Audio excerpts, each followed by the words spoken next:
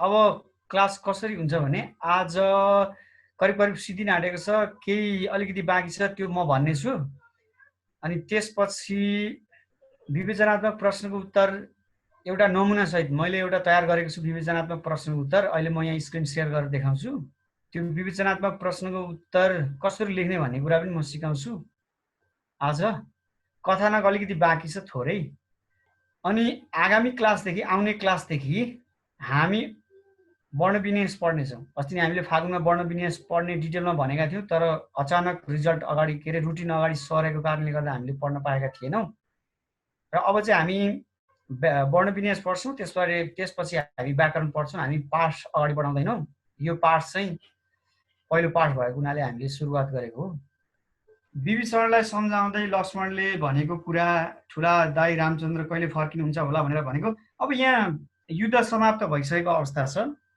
यसमा युद्ध समाप्त भइसकेपछि लक्ष्मण र राम, लक्ष्मणलाई चाहिँ निकै आनन्द लागेको छ, किनभने रावणले के भनिदिए भने मैले युद्ध किन हारेँ भने मैले मेरा भाइको साथ पाइनँ। रावणको दृष्टिकोणमा रामले किन युद्ध जिते भने लक्ष्मण रामका पक्षमा थिए, तर मेरो विपक्षमा विभीषण रहेको हुनाले मैले युद्ध हारेँ भन्ने जस्तो कुरा सुन्दाखेरि र यस युद्धमा आफ्नो परिवारको विपक्षमा आफू लाग्दाखेरि विभीषणलाई एकदमै तनाव छ। र यहाँ महत्त्वपूर्ण कुरा कस्तो छ भन्दाखेरि जस्तै हामीले पौराणिक प्रतीकात्मक अर्थको रूपमा विभीषणलाई हेर्ने भने विभीषण भन्नाले कुलद्रोही भन्ने बुझिन्छ। तर यहाँ हामीले बुझ्नुपर्ने कुरा के देखिन्छ भने विभीषणले साथ कसलाई दिने, साथ दिँदाखेरि सत्यको पक्षमा आफ्नो साथ रहने कि असत्यको पक्षमा आफ्ना दाजु लागेका भए पनि आफ्नो दाजुलाई साथ दिने भन्ने दुईटा कुरा देखिन्छ। र हामीले बुझ्नुपर्ने कुरा के हो भने हाम्रो परिवार र हाम्रो जीवन क्षणिक हुन्छ, छोटो समयको लागि हुन्छ, तर सत्य भन्ने कुरा चाहिँ इटर्नल हुन्छ, अनन्त हुन्छ। त्यसैले यो छोटो समय रहने परिवारलाई साथ दिने कि कहिल्यै नमर्ने सत्यलाई साथ दिने भन्ने त्यहाँ प्रश्न उब्जिन्छ, मुख्य कुरा। अनि विभीषणले आफ्ना दाजु असत्यको पक्षमा रहेको हुनाले दाजुलाई साथ दिन नसकेर उनले पराई भए पनि सत्यको पक्षमा रहेका रामलाई उनले समर्थन गर्छन् र रामसँग सन्धि गर्नुपर्छ, सीतालाई फिर्ता गर्नुपर्छ, युद्ध गर्नु हुँदैन, राज्यबाट निकाला गरेका छन् र उनी रामको शिविरमा आएका छन् र युद्ध समाप्त भएको छ। उनको मनभित्रको पीर र वेदना अझै बढेको छ, आफ्नाहरू धेरै मारिएका छन्। त्यसले गर्दाखेरि उनी एकदमै तनावमा छन्, उनी सुत्न सक्दैनन्। र सबै युद्ध सकिए पछाडि अब राजा को भन्ने कुरा आउँछ र विभीषणका दृष्टिकोणबाट राजा राम बन्नुपर्छ भन्ने छ। तर राम र लक्ष्मणका दृष्टिकोणले विभीषण राजा बन्नुपर्छ लङ्काको भन्ने, किनभने लङ्काको अब उत्तराधिकारी को हुन्, विभीषण नै हुन्। विभीषण राजा बन्नुपर्छ भन्ने सम्बन्धमा लक्ष्मणले भन्दाखेरि लक्ष्मणसँग त्यो कुरा उनले के गर्छन्, विभीषणले अस्वीकार गर्दछन्। म अब राजा हुन्न, आफ्नै आफन्त दाजुभाइ मारेर म राजा हुन्न, यो रामले जितेको राज्य हो।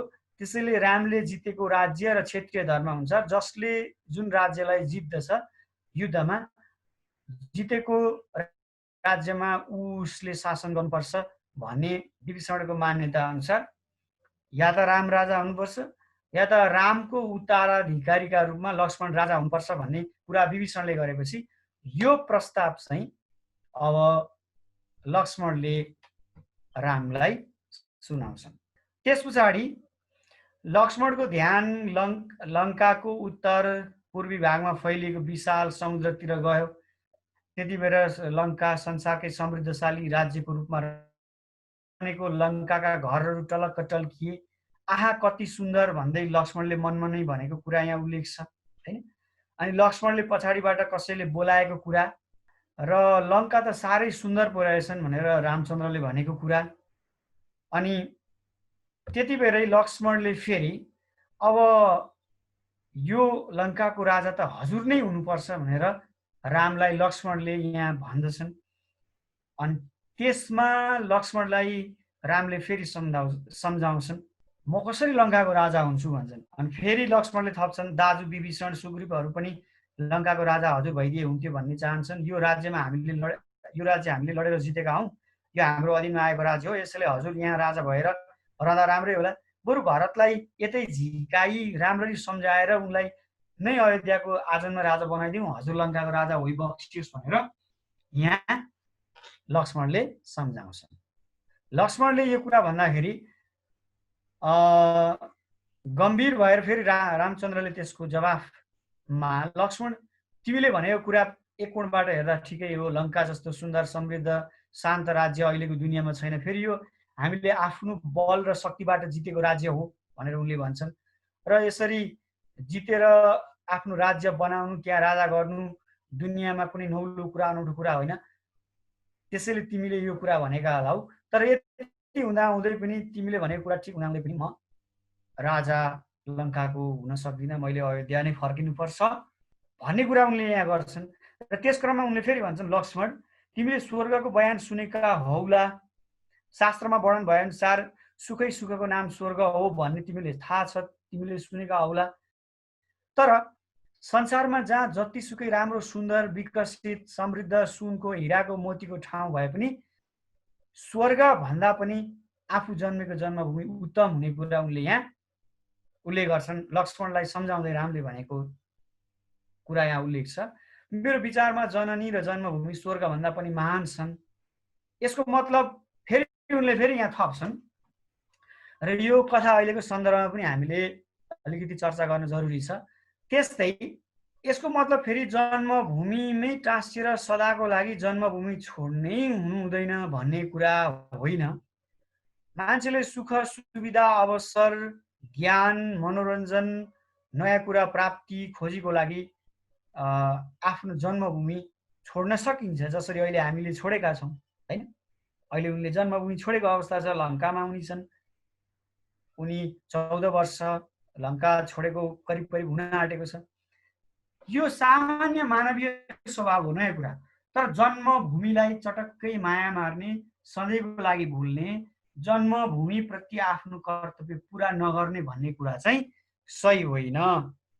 सुख सुविधा सम्पत्ति कुनै कुराको लोभको पछि लागेर जन्मभूमिलाई लात हान्नु हुँदैन, किनभने संसारमा अहिले त्यस्तै अवस्था देखिएको छ। विशेष गरी नेपालको सन्दर्भमा भन्ने हो भने 20औं लाख मानिसहरू विदेशिएका छन् र धेरै जसो मानिसहरूले जन्मभूमिलाई एकदमै चटक्कै छोडेको अवस्था छ। अहिलेको नयाँ पुस्तामा जन्मभूमि अथवा देशमै बस्नुपर्छ भन्ने दृष्टिकोण करिब हटाउँदै गएको सन्दर्भमा यो कथा निकै महत्त्वपूर्ण हुन सक्छ हाम्रो लागि अहिले वर्तमान सन्दर्भमा। त्यसैले हामीले आफू जन्मेको जन्मभूमि हुर्केको, हामीलाई हुर्काएको बढाएको ज्ञान शिक्षा सिप दिएको, हामीलाई जवान बनाएको हाम्रो जुन मातृभूमि जन्मभूमि छ, त्यो जन्मभूमिप्रति निश्चित रूपमा हामीले आफ्नो कर्तव्य पुरा गर्नुपर्छ भन्ने दृष्टिकोण यो 21औं अनुच्छेदमा देखिन्छ। र यही कारणले गर्दाखेरि एउटा विवेचनात्मक प्रश्न छ, यही कारणले गर्दाखेरि उनले अयोध्या फर्किन्छन्। रामले सुनै सुनको लङ्कामा शासन गर्नु भन्दा अयोध्या फर्किनु पर्ने कारण उनको जन्मभूमिप्रतिको प्रेम, जन्मभूमिप्रतिको आफ्नो कर्तव्य नै उनी अयोध्या फर्किनु पर्ने कारण हो। र यो जुन कारण छ यो कथाको सन्देश पनि हो। र वर्तमान नेपालको परिप्रेक्ष्यमा यो निकै सान्दर्भिक पनि देखिन्छ। जस्तो हामी विदेश गए पनि विदेशमै बसेर पनि देशको सेवा गर्न सक्छौँ, देशलाई सहयोग गर्न सक्छौँ, देशको कर्तव्य पुरा गर्न सक्छौँ। देशलाई चटक्कै बिर्सनु चाहिँ हामीले हुँदैन भन्ने कुरा यो कथामा हामी देख्छौँ। र रामचन्द्रले यति धेरै कुरा सुनाइसके पछाडि अन्तिम अनुच्छेदमा रामचन्द्रको कुराले लक्ष्मणको चित्त पनि बुझ्छ। उनीहरू अयोध्या फर्किने हुन्छन्। रामचन्द्रले सम्झाइ बुझाइ गरेपछि विभीषण लङ्काको राजा पनि हुन तयार हुन्छन्। राम लक्ष्मण सीता अयोध्या फर्कन्छन्। अयोध्यावासीहरूले त्यहाँ भव्य स्वागत गर्दछन्। रामचन्द्र फेरि अयोध्याका राजा हुन्छन्। उनले सदैव जनताको निर्णयलाई आत्मसात गर्दछन् र असल र आदर्श शासकको रूपमा उनी त्यहाँ स्थापित हुन्छन् र अहिले पनि उनले गरेको शासन व्यवस्थालाई संसारभर राम राज्यको रूपमा एउटा आदर्श आइडियल वेलफेयर स्टेटको रूपमा हेरिएको पाइन्छ। र खास गरी कथामा रामचन्द्र जन्मभूमि फर्किनुपर्ने कारण आफ्नो जन्मभूमिप्रतिको उत्तरदायित्व, कर्तव्य र प्रेमको भावनाले उनी फर्कन्छन्। ख्याल गर्ने है। अब म फेरि यतापट्टि आएँ है। अब वर्तमान सन्दर्भमा है हामीले जस्तै 20 लाख नेपालीहरू अहिले विदेशिएका छन्। विदेश जानु नै नहुने भन्ने कुरा हुँदैन। हामी विभिन्न प्रयोजनका लागि देश छोड्न सक्छौँ, विदेश जान सक्छौँ। तर देश नफर्किने गरी आफ्नो देशप्रतिको आफ्नो कर्तव्यबाटै भाग्ने गरीको देश जन्मभूमिप्रतिको हामीले आफ्नो कर्तव्य जुन पुरा गर्नुपर्ने हुन्छ त्यो नगरिकन विदेश जानु चाहिँ ठिक होइन भन्ने मुख्य सन्दर्भ राम लङ्काबाट अयोध्या फर्किएको जुन कथा छ त्यो कथाबाट हामी सिक्न सक्छौँ। यस कथाको मूल रूपमा उद्देश्य भनेको चाहिँ भावगत उद्देश्य, यसको मेन थिम भनेको चाहिँ जननी जन्मभूमिश्च स्वर्गादपि गरीयसी, अथवा जन्मभूमि आमा र जन्मभूमि संसारमा महान छन्। कुनै पनि ठाउँमा भएको विकास र समृद्धि आफ्नो देश छोड्नुपर्ने कारण बन्नु हुँदैन। जस्तै अमेरिका संसारमा समृद्ध छ, यसको अर्थ हामीले हाम्रो देश छोड्नुपर्छ भन्ने होइन। यसको अर्थ फेरि हामी देशभित्रै टाँसिएर रहनुपर्छ भन्ने पनि होइन। ख्याल गर्ने, हामी संसारभर जान सक्छौँ, तर आफूले गर्नुपर्ने कर्तव्य हामीले पुरा गर्नुपर्छ जुनसुकै अवस्थामा पनि। जस्तै एउटा किसान थियो अरे, एउटा सानो घटना। एउटा किसान थियो अरे, त्यो किसानले एकदमै मलजल गरेर एउटा आफ्नो खेतको सिमानाको छेउमा आँपका रुखहरू लगाएछ। पछि जब फल्ने बेला भयो, जिल्लाबाट त्यो जग्गा नापी गर्ने एउटा टोली आएछ। त्यो टोली आइसकेपछि नाप्दाखेरि जुन आँपका रुखहरू थियो, फल्ने बेला फलेको आँपका रुखहरू थिए, त्यो रुख चाहिँ छिमेकीको सिमानाभित्र परेछ। अब हेर है घटना, यो हाम्रो गाउँतिरकै घटना हो। भयो के भन्दाखेरि उसले जीवनभर मिहिनेत गर्यो, परिश्रम गर्यो, हावाहुरीबाट घामपानीबाट बचायो, मलजल गर्यो, रुख ठुलो बनायो होइन। अनि जब फल्ने बेला भएपछि त्यो चाहिँ कहाँ गएछ? छिमेकीको सिमानामा परेछ। त्यो किसानलाई कस्तो लाग्यो होला हामी कल्पना गर्न सक्छौँ। यो कथा तिमीहरूको हामीहरूको कथा हो है। एउटा बच्चा यहाँ जन्मिन्छ, हुर्किन्छ, पढ्छ, अनि 11-12 सक्छ, आइए बिए डिप्लोमा लेभल पढ्छ। जब योग्य हुन्छ, योग्य भइसके पछाडि ऊ अमेरिका, अस्ट्रेलिया, जापान, युरोपका देशहरूमा गएर काम गर्छ। यो त्यही किसानको कथा जस्तो भयो कि भएन? उसले 22-25 वर्षसम्म आफ्नो मातृभूमिबाट लियो, जन्मभूमिबाट लियो। तर जब उसका पाखुरा बलिया भयो, उसको दिमाग, उसको मस्तिष्क सशक्त भयो, तब त्यसको प्रोडक्ट, त्यसको प्रतिफल चाहिँ कसले पायो भन्दा युरोप र अमेरिकाले पायो। अनि हाम्रो देशलाई भयो के? त्यो किसानको कथा जस्तै। यो अहिलेको एकदमै बिटर ट्रुथ भनिन्छ, एकदमै तितो सत्य, कटु यथार्थको रूपमा रहेको छ। हामी 22-25-30 वर्षसम्म देशमा नागरिकलाई लगानी गर्दछौँ र ती नागरिकहरू के गर्दछन्? विदेश पलायन हुन्छन् र विदेश पलायन भइसके पछाडि फेरि कहिल्यै नफर्किने गरी उनीहरू उतै सेटल हुन्छन्। त्यसले गर्दाखेरि हाम्रो देशको विकास र समृद्धि हुन सकेको छैन। त्यसैले अहिलेको वर्तमान सन्दर्भमा यो कथा एकदमै सान्दर्भिक छ।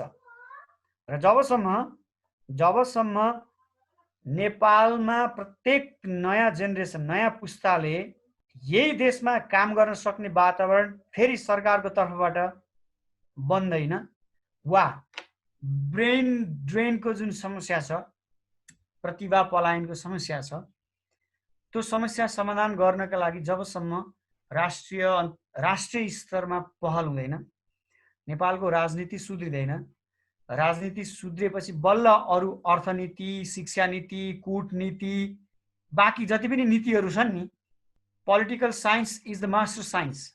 राज्यको ब्रेन भनेको पोलिटिक्स हो, राजनीति हो। अहिलेको हाम्रो देशको राजनीति भनेको मस्तिष्क भनेको बिग्रेको अवस्थामा छ। याद गर, कुनै व्यक्तिको मस्तिष्क बिग्रियो भने के हुन्छ? हात दरा भएर के गर्नु मस्तिष्क बिग्रिएपछि? खुट्टा दरा भएर के गर्नु मस्तिष्क बिग्रिएपछि? हाम्रो पोलिटिक्स वा हाम्रो मस्तिष्क बिग्रिएको छ देशको। त्यसैले देशको राजनीति बिग्रिएको कारणले गर्दाखेरि हाम्रो शिक्षा नीति बिग्रिएको छ। भ्रष्टाचार, द्वन्द्व, हत्या, हिंसा, दण्डहीनता, इम्प्युनिटी भन्छन् नि, नातावाद, कृपावाद, यी सबै किसिमका समस्याहरू देखिएका छन्। त्यसैले कुनै दिन राजनीति ठिक होला, अनि राजनीति ठिक भएपछि बिस्तारै शिक्षा नीति ठिक होला, अनि नेपालमा अझ व्यावहारिक आधुनिक शिक्षा आउँछ होला, अनि नयाँ पुस्ताहरू फेरि देशभित्रै बस्ने वातावरण बन्छ होला। अनि साउथ कोरियाले विकास र समृद्धि गरे जस्तै प्रत्येक नेपाली, प्रत्येक नयाँ पुस्ताको सपना आफ्नै देशभित्र बसेर केही गर्ने लक्ष्य बन्छ होला, अनि बल्ल हाम्रो देश बन्छ होला। अनि जन्मभूमि चटक्कै छोडेर विदेशिने क्रम रोकिन्छ होला, हैन? जुन हाम्रो ह्युमन रिसोर्स छ, ह्युमन रिसोर्स जनशक्ति पलायन रोकिन्छ होला, अनि जनशक्ति विद्वत शक्ति पनि पलायन रोकिन्छ होला, अनि बल्ल हाम्रो देश के होला? जन्मभूमि समृद्ध हुन्छ होला। त्यही आशा गरौँ हो दृष्टि सिंह? ठिक छ, त्यही आशा गरौँ, अनि मात्रै हाम्रो देश सुध्रिन्छ। त्यसैले राणावाट, सज्जन राणावाट, देश जन्मभूमि छोड्दै नछोड्ने होइन, जन्मभूमि छोड्न सकिन्छ, तर जन्मभूमि प्रतिको हाम्रो जुन कर्तव्य छ त्यो कर्तव्यलाई चाहिँ हामीले पुरा गर्नुपर्छ। होइन भने त्यो अहिलेको किसानको कथा जस्तै हुन्छ, उसले 10औं वर्ष आँपको रुखमा मलजल गर्छ, अन्तिममा त्यो सबै फलेको आँप चाहिँ छिमेकीले खाइदिन्छ, अनि सबै हाम्रो प्रतिभा, हाम्रा श्रम शक्ति सबै विदेशमा पोखिन्छन्, अनि हाम्रो देश जस्ताको तस्तै हुन्छ। कतार कति विकसित भइसक्यो, हाम्रो देश जस्ताको तस्तै छ। कतार नेपालीले बनाएको भन्दा पनि हुन्छ, 4-5 लाख नेपाली छन् त्यहाँ। दुबई, कतार खाडी राष्ट्र, होइन? त्यसैले जननी जन्मभूमिश्च स्वर्गादपि गरियसी, आफ्नो जन्मभूमिप्रतिको कर्तव्य जस्तो सुकै परिस्थितिमा, सङ्कटको समयमा होस्, जस्तो सुकै अवस्थामा होस्, होइन, चाहे त्यो एकदमै समृद्ध र खुसीको अवस्थामा होस्, चाहे त्यो पीडाको अवस्थामा होस्, देशप्रतिको कर्तव्यलाई हामीले सदैव मुटुभित्र राखेर अगाडि बढ्नुपर्छ भन्ने सन्देश राम पात्र मार्फत यस कथामा हामीले। ओके, कथाको सन्दर्भमा केही तिमीलाई सोध्नु छ भने अनम्युट गरेर सोधे हुन्छ है। You have 30 seconds to ask any questions. कथा सजिलै छ, सायद सबैले बुझ्यो होला। अनि कुनै पनि पाठलाई वर्तमान परिस्थितिसँग जोडेर हेर्नुपर्छ है, ठिक छ? ओके, त्यसो भने अब के विवेचनात्मक प्रश्नको उत्तरतर्फ लागौँ भने हात उठाउने, दुईटा हात उठाउने, ल। ओके, करेक्ट, ठिक छ है। अब म यहाँ फेरि स्क्रिन सेयर गर्छु। विवेचनात्मक प्रश्नको उत्तरमा विभिन्न अनुच्छेदहरू हुन्छन्, ती अनुच्छेदहरू कसरी लेख्ने भन्ने सन्दर्भमा। ओके, तिमीले यो पढ्न सक्छौ है, भूमिका, विषय, प्रवेश, पाठ केन्द्रित वा रचना केन्द्रित। अब हेर्ने है, यो करिब तिमीहरूलाई मैले कक्षा 9 मा सिकाएको थिएँ। विवेचनात्मक उत्तर लेख्ने तरिका यो मैले तिमीहरूको व्याकरणबाटै लिएको हुँ, केही काटछाँट गरेको छु मैले यसमा, ख्याल गर्ने। पाठ जस्तै विवेचनात्मक उत्तर लेख्ने तरिका, पाठको विवेचनात्मक उत्तर तयार पार्दा निम्न कुरामा ध्यान दिनुपर्छ भनिएको छ। पुरै पाठ निराजनलाई मैले सोधेँ, कति समय बाँकी छ हामीसँग, त्यस अनुसारले म यो भन्नु पर्यो। सर अब हामीसँग 10 मिनट बाँकी। 10 मिनट बाँकी छ, ठिक छ। यहाँ हेर्ने है, विवेचनात्मक प्रश्नको उत्तर लेख्ने तरिका पहिले राम्रोसँग पढ्ने, यताउता सबै कुरा यहाँ पहिलेले भनेको छ सम्बन्धित पाठसँग। त्यस्तै उत्तर ठम्याइका आधारमा लेख्नुपर्ने मूलभूत बुदाहरू तयार गर्ने भनिएको छ। भनेको मुख्य कुराहरू जस्तो प्रश्नले के माग्न खोजेको छ ख्याल गर्ने, अनि पाठसँग के कुराहरू छन् त्यो प्रश्नले मागेको कुरा पाठमा कसरी रहेको छ त्यसलाई एकदमै श्रृङ्खलाबद्ध रूपले अभिव्यक्त गर्नुपर्ने हुन्छ। यो विवेचनात्मक उत्तरमा विश्लेषण सहित हुन्छ, व्याख्या विश्लेषण आफ्नो दृष्टिकोण सहित हुन्छ। ख्याल गर्ने कतिपय विद्यार्थीहरूको कस्तो देखिन्छ भन्दाखेरि कुनै पनि पाठ पढिसके पछाडि आफूलाई जे आउँछ त्यही कुरा लामो यो विवेचनात्मक उत्तरमा लेख्ने गरिएको भेटिन्छ। त्यस्तो गर्नु हुँदैन। प्रश्नले के खोजेको छ त्यो कुरालाई पाठसँग जोडेर हामीले उल्लेख गर्नुपर्ने हुन्छ। तिमीहरूले राम्रोसँग बुझ्दैछ यो कुरा। र यहाँ तिमीलाई मैले पहिले पनि भनिसकेको छु, जस्तै हामीसँग रहेको समयअनुसार यदि हामीले व्याकरणलाई अलिक छिटो सिध्यायौँ भने यो विवेचनात्मक प्रश्नको उत्तरलाई 18 देखि 20 मिनटको समय हामी के गर्न सक्छौँ, खर्च गर्न सक्छौँ। त्यसैले यो कति लेख्ने भन्ने कुरा 18 देखि 20 मिनटमा तिमीहरू कति धेरै लेख्न सक्छौ र नर्मल रूपमा लेख्न सक्ने विद्यार्थीहरूले A4 साइजको 2 पेज लेख्न सक्छन् यो विवेचनात्मक प्रश्नको उत्तरमा। त्यसैले जस्तै विवेचनाको सुरुको अंशलाई आदि भनिन्छ। यसमा रचनाका लेखक भएमा उसको परिचय, मूल विशेषता यहाँ के भनिएको छ है। र मैले यहाँ अर्को सेयर गरेँ। जस्तै पहिलो अनुच्छेदमा के हुन्छ भन्दाखेरि यहाँ हेर्ने पहिलो अनुच्छेद भूमिका वा विषय प्रवेश। त्यस्तै त्यस पछाडि यो भूमिका वा विषय प्रवेश कस्तो हुन्छ भन्दाखेरि केन्द्रित, पाठ केन्द्रित पनि हुनसक्छ वा रचनाकार केन्द्रित पनि हुनसक्छ। ख्याल गर्ने। त्यस्तै त्यो प्रश्नको उत्तरमा प्रवेश गरिसके पछाडि लेखकको परिचय, जन्म, मृत्यु, साहित्यिक प्रवृत्तिहरू, केही कृतिहरू आदि उल्लेख गर्ने। अनि पहिलो अनुच्छेदको त्यो अन्तिमतिर चाहिँ सम्बन्धित पाठलाई जोड्दै प्रश्नले मागेको उत्तर, प्रश्नले खोजेको उत्तर एक वाक्यमा लेख्दै पहिलो अनुच्छेद समाप्त गर्ने। ख्याल गर्ने है। त्यस पछाडि दोस्रो अनुच्छेद यहाँ हेर्ने। दोस्रो अनुच्छेदमा पाठसँग सन्दर्भ मिलाएर प्रश्नले मागेको उत्तरका सम्बन्धमा सही विश्लेषण गर्ने। एक, उत्तरले मागेको भावलाई प्रतिनिधित्व गर्न सक्ने कथा वा कविता वा निबन्धमा भएका पद्यांश वा गद्यांश जस्तै लेख्न सकिने है। जस्तै हामीले कुनै, जस्तै यो कथाको यदि विश्लेषण गर्दै जाँदाखेरि त्यो प्रश्नले जुन उत्तर मागेको छ त्यो मागेको कुरा यदि हामीले त्यहाँ पात्रले बोलेका कुराहरूसँग सम्बन्धित छन् भने त्यो जस्ताको त्यस्तै उल्लेख गर्न सकिन्छ। जस्तै मैले तिमीलाई अस्ति नै मटेरियल पठाउँदाखेरि त्यहाँ एउटा प्रश्नको उत्तर हेर्ने, त्यहाँनिर एउटा जस्तै यहाँ यो हेर, यो देखिन्छ। जस्तै यहाँनिर यो एउटा प्रश्नको उत्तर छ। यसमा यहाँनिर जस्तै यो सन्तुष्टि कविताको विश्लेषण गर्दाखेरि ओके विनित यो देखिन्छ, हात उठाउने देखिन्छ भने ओके। जस्तै यो प्रश्नले जुन उत्तर मागेको छ त्यो उत्तरसँग सम्बन्धित यहाँ एउटा श्लोक छ। हेर है, सीमा विलासको छैन, स्वाद छैन गिलासको, खाँचो छ एउटै मात्र मित्रताको मिजासको। यो प्रश्नको उत्तर लेख्दाखेरि यस्ता पद्यांशहरू, कविताका अंशहरू वा कथाका अंशहरू हामीले जस्ताको त्यस्तै लेख्यौँ भने त्यो अझ राम्रो के हुनसक्छ। तिमीले ख्याल गर्ने है। यो दीपिका कार्कीले लेखेको उत्तर हो, राम्रो उत्तर छ। यो तिमीले त्यहाँ कक्षा 10 को त्यो मटेरियलमा गएर हेर्नु। मैले सबैभन्दा पहिलो दिन हालेको थिएँ। यो तिमीहरूको फर्स्ट क्लास हुनुभन्दा अगाडिपट्टि यो उत्तरले मागेको भावलाई प्रतिनिधित्व गर्न सक्ने कथा वा कविता वा निबन्धमा भएका पद्यांश वा गद्यांशलाई जस्ताको तस्तै लेख्ने भनेको त्यही हो मैले अहिले देखाएको। र त्यस्तै कथा वा कविता वा निबन्धको समसामयिक सन्दर्भलाई पनि स्पष्ट पारिदिने। जस्तो अघि हामीले भन्यौँ नि, नेपालमा 20औं लाख नेपालीहरू विदेशिएका छन् र खाडीमा गएका नेपालीहरूले देशको अर्थतन्त्र धानेका छन्। उनीहरू विदेश गए पनि देशलाई पैसा, आफ्नो परिश्रमले कमाएको पैसा पठाएर बचाइरहेका छन्। त्यसैले उनीहरूले आफ्नो जन्मभूमि प्रतिको कर्तव्य पुरा गरिरहेका छन्। जो युरोप र अमेरिकामा गएर पैसा पठाउँदैछन् उनीहरूले पनि यो देशप्रति कर्तव्य गर्दैछन्। ख्याल गर्ने। त्यसैले वर्तमान सन्दर्भमा, समसामयिक सन्दर्भमा यो कथाको निकै महत्त्वपूर्ण सन्दर्भ रहेको कुरालाई हामीले स्पष्ट पार्नुपर्ने हुन्छ। र विभिन्न अनुच्छेदमा खास गरी A4 साइजको 2 पेज वा 18 देखि 20 मिनटसम्म खर्च गर्ने समय भनिएको छ। तेस्रो अनुच्छेद भनिएको छ यहाँनिर। तेस्रो अनुच्छेदमा चाहिँ आफ्नो दृष्टिकोण सहित पाठको सन्दर्भलाई ख्याल गरेर प्रश्नले खोजेको मूल कुरा, निचोड र सम्बन्धित रचनाको भाषिक अवस्थाको चित्रण संक्षेपमा गर्ने। अन्तिममा के रहेछ, आफूले जुन सुरुदेखि बिचसम्म लेखेका हरेक कुराहरूलाई के गर्ने, भावगत रूपमा ख्याल गर्ने है। भावगत भनेको त्यसको मेन थिम र त्यसको भाषिक रूपमा, किनभने भाव भनेको कथाको आत्मा भयो र भाषा भनेको कथाको शरीर भयो। त्यसैले यी दुवै कुराको विश्लेषण हामीले गरेर लेख्ने। कति मिनट बाँकी छ निराजन? सर अब हामीसँग 3 मिनट जति बाँकी छ। ओके, ल यहाँ पहिलो अनुच्छेद हेरिहाल्यौँ है। सबैले देख्छौ? उज्जवल श्रेष्ठ, यो पढ्न सकिन्छ होइन? हात उठाउने। पढ्न सकिन्छ? हात उठाउने। ओके, ठिक छ।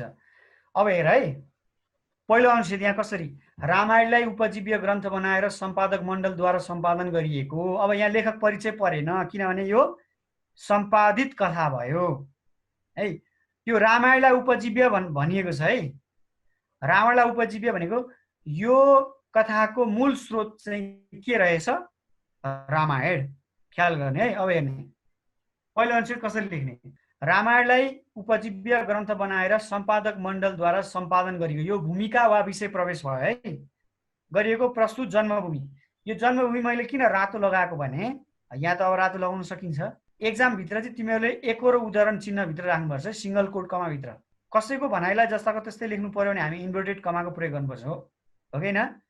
दोहोरो उदाहरण चिन्हको प्रयोग गर्छौँ। तर रचना कृतिका नामहरू लेख्दाखेरि, पाठको नामहरू लेख्दाखेरि चाहिँ हामीले के गर्छौँ? एकरो उदाहरण चिन्ह प्रयोग गर्छौँ, माथिपट्टि सिङ्गल कोट कमा प्रयोग गर्छौँ।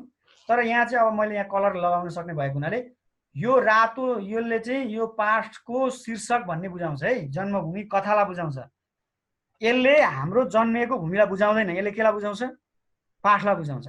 जन्मभूमि कथा रामायणको युद्धकाण्डको सानो प्रसङ्गबाट अनुप्राणित भनेको इन्स्पायर्ड भनेको वा अब त्यहाँबाट लिएको अनुप्राणित रहेको छ। मूल रामायणमा रामले आफ्नो मातृभूमिप्रति प्रस्तुत गरेको विचारलाई यस कथामा प्रमुख विषयका रूपमा प्रस्तुत गरिएको छ। आफ्नी पत्नीको रावणद्वारा भएको अपहरण र उनको मुक्ति तथा पृथ्वीलोकमा बढेको रावणको अन्याय र अत्याचारको अन्त्य गर्न भएको भीषण युद्धमा रावण तथा राक्षस सेनाको पराजय पश्चात लङ्का रामको अधीनमा आउँछ। सुनै सुनको लङ्का भए पनि राजकाज नगरी राम अयोध्या फर्कन्छन्। उनी भित्रको जन्मभूमिप्रतिको असीम प्रेम र कर्तव्यको भावना नै उनी अयोध्या फर्किन्छन्। त्यसैले त्यो विवेचनात्मक प्रश्नको उत्तरमा के भनिएको छ? किन उनी अयोध्या फर्किन्छन् भन्दाखेरि प्रश्नको मूल उत्तर हामीले यहाँ के लेख्यौँ अन्तिममा? उनी भित्रको जन्मभूमिप्रतिको असीम प्रेम र कर्तव्यको भावनाले नै उनी अयोध्या फर्किन्छन्। ख्याल गर्ने है। यो पहिलो अनुच्छेद भयो। अब यो अर्को अनुच्छेद छ यहाँनिर, ठिक छ? अब अर्को क्लासमा म यसको सम्बन्धमा छलफल गरेर यी सबै सामग्रीहरू कक्षा 10 को मटेरियल भित्रमा म हालिदिन्छु, माथि शीर्षक राखेर है। ठिक छ? अध्ययन गर्दै जाने, तिमीले त्यो अभ्यास गर्दै जाने, पाठ साथीभाइबाट खिचेर प्रश्नहरू पठाउन लगाउने र अभ्यास गर्दै जाने। यो गर्नु भनेर म भन्दिनँ, तिमीले त्यो किताबको अभ्यासमा रहेका अभ्यासहरू गर्दै जाने। ठिक छ? र अर्को हप्तादेखि हामी यो सिध्याएर वर्ण विन्यासतर्फ लाग्नेछौँ।